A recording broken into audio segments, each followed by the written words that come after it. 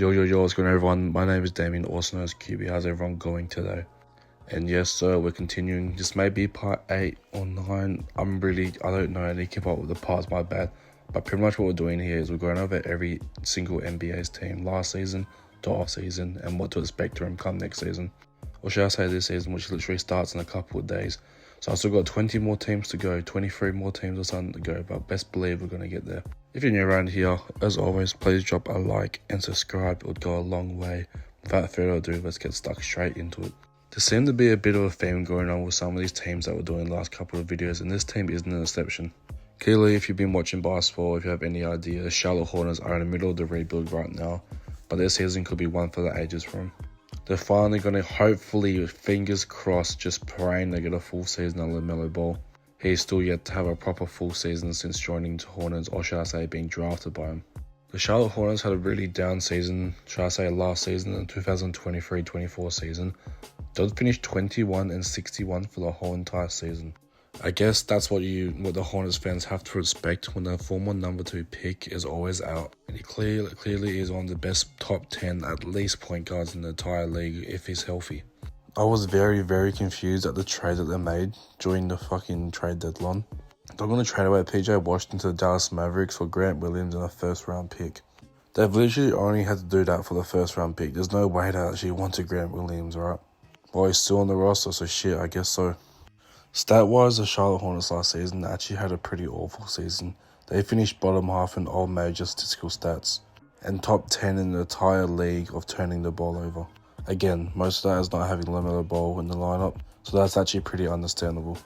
But let's talk about Brandon Miller. He had a great rookie season. If it was for Victor Wembanyama and Chet Holmgren, he definitely would have been one of my favorites to win Rookie of the Year. And because those two are always stealing like his spotlight, I guess, no one actually appreciated how much of a good rookie season he actually had. He averaged 17 points a game with 4 rebounds and 3 assists, pretty solid shooting guard, and also shooting 46% from the field. And he shot a lot of threes and he hit 37% of that. Those numbers are only going to go up. You just know that his numbers are going to go up and he's going to become way more efficient shooter when his idol growing up was Paul George. He averaged a lot of minutes for a rookie, just shy of 33 minutes a game.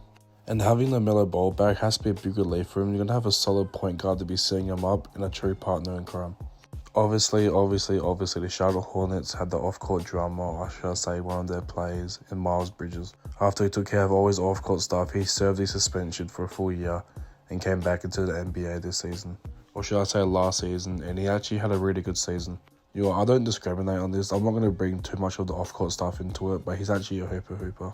Last season, he averaged just shy of 22 points a game, 7 rebounds, and 3 assists. That is actually fantastic work for him. I'm not sure what more you could ask for after having a full year off. But he's back in the NBA and he's back better than ever. He also averaged the 4th most minutes in the entire league, just shy of 38 minutes a game, which is just unreal. And then you have LaMelo Ball. In the limited amount of time that he played, he actually balled out, averaging 24, 5 rebounds, and 8 assists. He's actually a very solid point guard, and I can't wait to hopefully see him have a full healthy season this year. Like, this is crazy. Look how much time he missed last year. Just injury after injury after injury. Then he would come back. Then it would be another major injury. You have to feel bad for this man. Me personally, I'm really high on LaMelo because he played instead of going to college, he came down to Australia and played in the National NBL League, which is Australia's basketball league. And it was just so good to see him live. So I hope and pray to get a full season out of him this year. And the thing as well, the Charlotte Hornets would trade away Terry Rozier around the trade deadline time as well, for literally just for some draft picks, which doesn't make sense, but I guess they're going through rebuild mode.